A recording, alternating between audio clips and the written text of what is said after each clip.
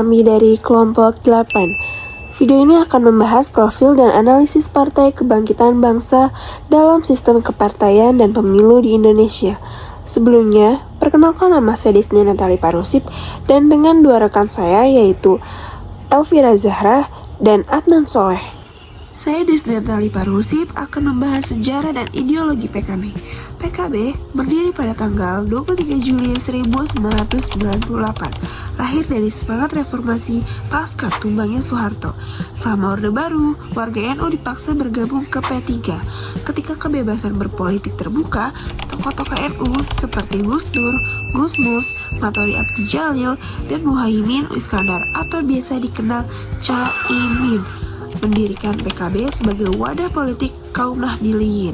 Perjalanan PKB penuh dinamika. Pada tahun 1999, PKB langsung meraih 12,61% dan Gus Dur terpilih sebagai presiden. Namun, konflik internal tahun 2008 antara Gus Dur dan Caimin membuat suara PKB anjlok ke 4,94% pada tahun 2009. Lalu, PKB bangkit kembali dan mencapai rekor terbaik pada pemilu 2024 dengan 10,62% dan 68 kursi DPR. Nah, secara ideologi, berdasarkan AD PKB Pasal 4, PKB berasaskan Pancasila dan berlandaskan nilai Islam Asnal Sunnah wal Jamaah. Jadi, jati diri pada partai adalah nasionalis, agamis, dan humanis dengan watak moderat, toleran, dan adil.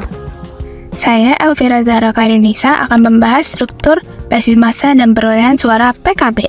Berdasarkan AD PKB Pasal 23, kepengurusan PKB terdiri dari dua lembaga, yaitu Dewan Syura sebagai penjaga garis perjuangan yang diisi ulama, dan Dewan Tahfiz sebagai pelaksana partai yang dipimpin oleh Ketua Umum.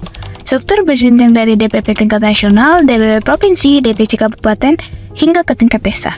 Ketua Umum saat ini adalah Caimin dengan Ketua Dewan Syura yaitu Kiai Haji Miftahul Akhyar.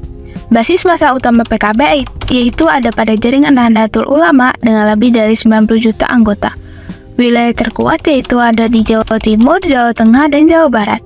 Segmen pemilih utama pada PKB yaitu pada warga pesantren, petani, nelayan, buruh, serta perempuan dari Muslimat NU dan Fatayat NU. Untuk data perolehan suara, pada tahun 1999 sebesar 12,61% dengan 51 kursi. Lalu titik terendah itu ada pada tahun 2009 hanya 4,94% dengan 28 kursi. Akibatnya karena konflik internal. Kemudian makin di tahun 2014 sebesar 9,4% dan 2019 sebesar 9,69%. Dan puncaknya itu ada pada 2024 meraih 16,1 juta suara atau 10,62% dengan 68 kursi, menjadikan PKB sebagai partai Islam terbesar di parlemen. Halo, nama saya Adnan Soleh, saya dari kelompok 8 yang akan lebih membahas mengenai strategi kampanye, analisis, serta kritik mengenai Partai Kebangkitan Bangsa. Nah, strategi kampanye, PKB menggabungkan dua pendekatan utama di ranah digital. PKB aktif di TikTok, Instagram, dan YouTube. Nah, gaya Caimin yang santai dan humoris menjadikannya salah satu tokoh yang paling viral menjelang pemilu 2024 kemarin.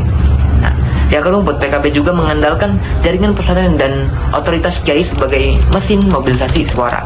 Dalam hal koalisi, PKB juga mendukung Jokowi di 2014 dan 2019 kemarin, mengusung Caimin sebagai cawapres di 2024 kemarin.